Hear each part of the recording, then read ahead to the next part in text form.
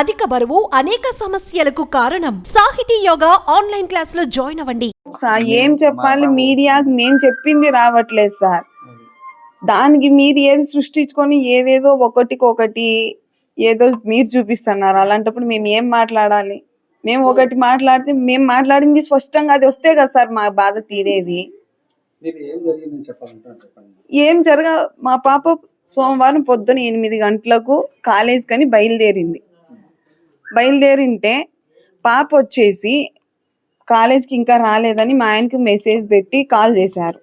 పాప ఇంటికి కాలేజ్కి వెళ్ళలేదంట. మా ఆయన ఫోన్ చేస్తే నేను ఇక్కడికి వచ్చాను, మా సొంతూరు హనుమన్గుత్తి, ఎరుగుంట్ల మండలం హనుమన్గుత్తి. ఇక్కడికి చిన్న పొదుపు మీటింగ్గా నేను ఇక్కడికి వచ్చాను. ఫోన్ చేసిన వెంటనే మా బావ కొడుకైన సురేంద్రను బైక్ లో తీసుకొని వెంటనే బస్సుకి అయితే లేట్ అవుతుందని బైక్ లో తీసుకొని వెళ్ళి కాలేజ్ దగ్గర విచారించుకుంటే పాప రావలేదమ్మా పొద్దున్న నుంచి కాలేజ్ కంటే, ఫ్రెండ్స్ ను విచారించుకుంటే మాతో గెండికోటకు పోతానని చెప్పిందన్నారు. ఆత్రంగా మా పాప కనిపించలేదని టెన్షన్ లో మేము చేసిన మిస్టేక్ ఏంటంటే బాబును ఒక్కడిని పంపించడం. మా పాప కనిపించలేదన్న ఆత్రంతో ఆ అబ్బాయి ఏం జరిగిందో అని వెళ్ళింటే నా కొడుకే నా కూతుర్ని చంపినా అని ఎంత నిర్దాక్షిణ్యంగా చెప్తారు సార్. అన్న చెల్లెల్ని చంపుతాడా? ఎంత పరువు ప్రతిష్ట కోసము అయితే 4 ఏట్లు వేసుకుంటాం, తల్లిదండ్రులుగా కాదనట్లేదు. చంపేంత క్రూరత్వంగా దిగజారలేదు సార్. ఇంకా అది సొంత అన్న. పాప బట్టలు తీస్తాడా? అన్నగారు బట్టలు తీస్తారా? గొంతు బీసికి చంపేసినారా? అదే మీకు వచ్చిందా రిపోర్ట్స్ లో? ఒప్పుకుంటా. పాప ఒంటి మీద కాళ్ళు, గాయాలు, ఇవన్నీ పోస్ట్ మార్టం వచ్చిన తర్వాత కదా మీరు మాట్లాడాలా.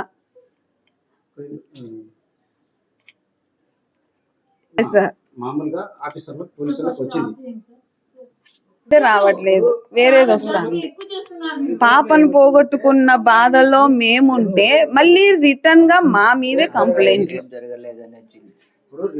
అత్యాచారం జరగలేదని మీరు చెప్తున్నారు, కానీ రిపోర్ట్ ఇంకా రాలేదు కదా.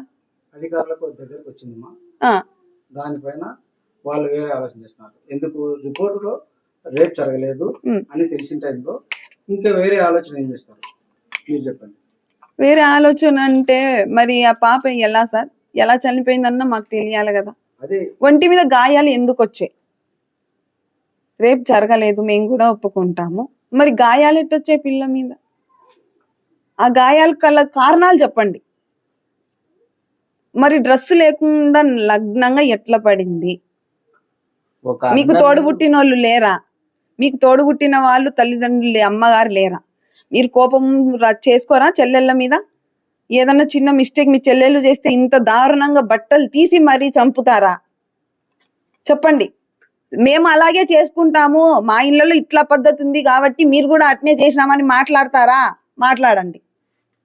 కానీ దేవుడు అనేవాడు ఒకడు ఉంటాడు, నిజాలు తెలుస్తాయి. నా కూతురు ఎంత దుర్మార్గం, ఎంత దయనీయ పరిస్థితుల్లో చూసుకున్నామో మాకు తెలుసు. అలాంటి పరిస్థితే మేమే మాటలు పడుతున్నాం, మేమే మా పిల్లని చంపుకున్నాం అంటున్నాం. మా పిల్లను మేము ఎక్కడో గండికోటకు తీసుకుపోయి 10 మంది నగ్నంగా అంత చెప్పుకోవాల్సిన అవసరం లేదు, ఇంట్లోనే చేసుకునే వాళ్ళం. ఇంకేంటో న్యాయం చెప్పండి మీరు. మేము మాట్లాడింది వెయ్యండి, వేరేది ఎందుకు వేస్తున్నారు? మా బాధ చెప్పుకునేది మాకు న్యాయం జరగడం కోసమే కదా మేము మీకు చెప్పుకునేది. మరి న్యాయం జరగకపోగా మేమే దోషులమా?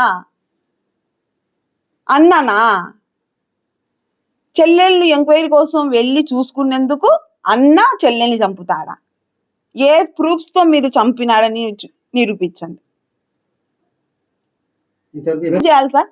మా పాపను పోగొట్టుకున్నాం, మేము అన్యాయం అయిపోయినాం, మాకు ఎవరి మీద అనుమానమో మేము చెప్పాం, మీరు వాళ్ళను కేసు పెట్టి లోపల పెట్టారు. ఇంకా మీరే న్యాయం చేయండి, నేను ఏం కోరడం లేదు. ఇంతకు మించి నేను మాట్లాడే ఓపిక నాకు లేదు సార్. నా కూతురు పోయిన దుఃఖంలో ఎన్ని మాట్లాడినా ఏం జరిగినా నా కూతురు తిరిగి రాదు. తిరిగి తెస్తారా చెప్పండి. మరి ఇంక నేను ఏం కోరాలి? న్యాయం పోలీసు వాళ్ళనే కోరుతాను. వాళ్ళు ఏం చేస్తారో చెయ్యండి, వాళ్ళు చేస్తే నేను తీసుకుంటా. సుమన్ టీవీలో మీ పర్సనల్ అండ్ బిజినెస్ ప్రమోషన్స్ కోసం కింది నెంబర్కి కాంటాక్ట్ చేయండి.